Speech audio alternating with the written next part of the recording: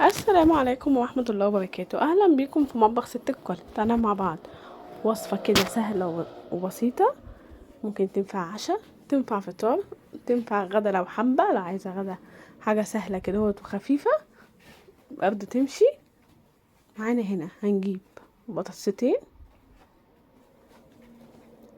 هنقشرها وهنغسلها كويس جدا.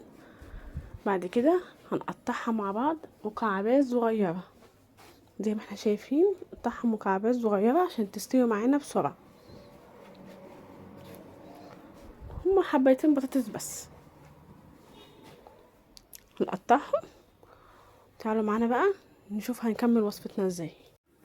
معايا هنا الطاسة بتاعتنا، هنجيب مكعب زبدة ومعلقة زيت وهننزل بالبطاطس، هنشوح البطاطس بتاعتنا لحد ما نلاقيها خدت لون وخدت سوا. بعد كده هنكون مجهزين مكعبات فلفل احمر واصفر، فلفل الوان مكعبات صغيرة.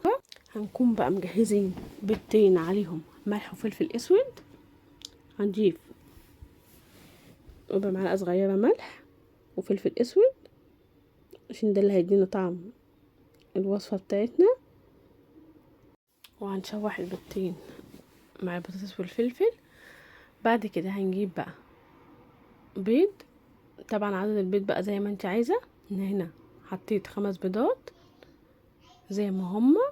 هنضيف عليهم رشة فلفل اسود ورشة بابريكا ورشة ملح صغيرة على كل بيضة، وهنغطيهم ونهدي النار ونسيبهم بقى يستووا مع البطاطس والفلفل. وزي ما احنا شايفين عاملين الشكل الجميل ده. بجد وصفة سهلة وبسيطة، ووصفتنا كده خلصت. بجد مش تاخد منك وقت وهتعجبك جدا.